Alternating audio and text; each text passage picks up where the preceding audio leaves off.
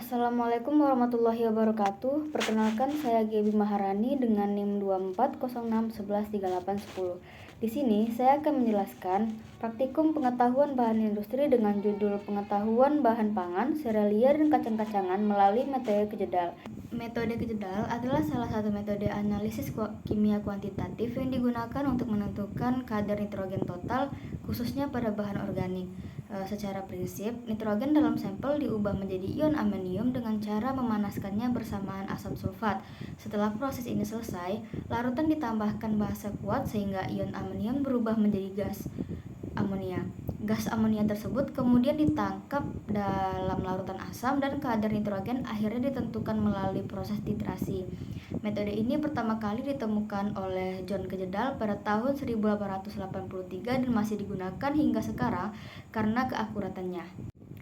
Metode kejedal terdiri dari 3 tahapan utama. Yang pertama ada destruksi, yang kedua distilasi, dan yang ketiga titrasi. Yang pertama destruksi, yaitu menguraikan senyawa organik dengan asam sulfat pekat dan katalis sehingga nitrogen diubah menjadi ion amonium. Yang kedua distilasi, yaitu mengubah ion amonium menjadi gas amonia dengan penambahan basa, lalu mengalirkan gas tersebut dan menangkapnya dalam larutan asam. Yang ketiga titrasi, yaitu menghitung berapa banyak amonia yang ditangkap melalui proses titrasi dengan larutan asam standar. Selanjutnya, tahapan praktikum metode kejedal.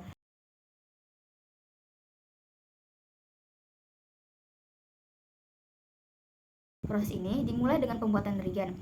Semua regen dibuat 1 hari sebelum dilakukannya praktikum agar suhunya tetap stabil dan tidak panas. Pertama, larutkan 40 gram NaOH ke dalam 100 ml Aquades. Selanjutnya, larutkan 2 gram asam borat dalam 100 ml Aquades. Dan siapkan larutan HCl dengan mencampurkan 2,1 ml HCl pekat ke dalam 200 ml Aquades. Setelah regen siap, tahap berikutnya adalah pengecilan sampel kedelai.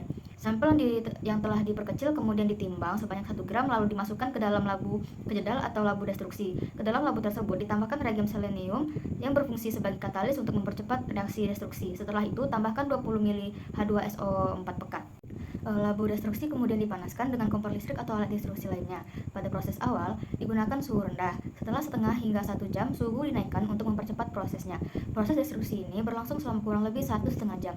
Perubahan warna larutan perlu diperhatikan, dari kuning berubah menjadi hitam, lalu kuning kehitaman, dan akhirnya menjadi bening. Warna bening menandakan bahwa proses destruksi telah selesai.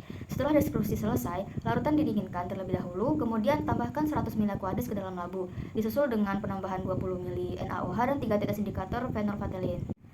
Sementara itu, siapkan larutan penangkap amonia dengan mencampurkan 20 ml asam borat dalam Erlenmeyer. Lalu tambahkan 3 tetes indikator campuran merah metil dan metil biru.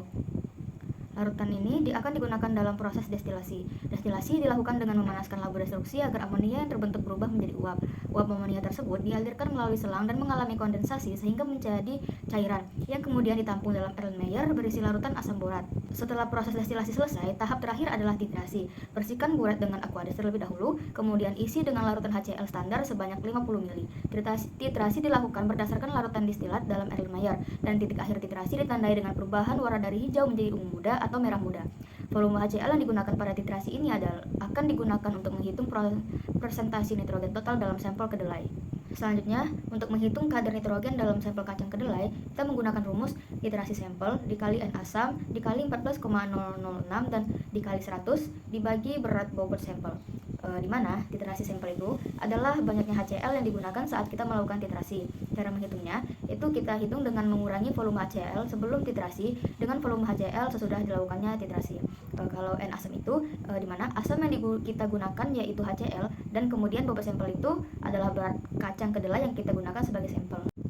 Kesimpulannya adalah metode kejedal berhasil diterapkan untuk menentukan kadar protein dalam kacang kedelai melalui 3 tahapan utama, yaitu destruksi, distilasi, dan titrasi. Pada tahapan destruksi, senyawa organik dalam sampel dipecah menggunakan asam sulfat sehingga larutan berubah dari kuning menjadi hitam dan menjadi bening, yang menandakan nitrogen telah menjadi ion amonium.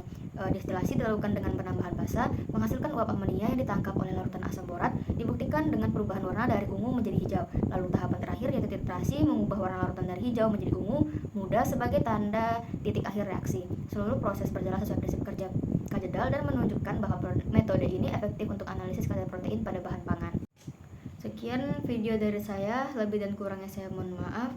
Assalamualaikum warahmatullahi wabarakatuh.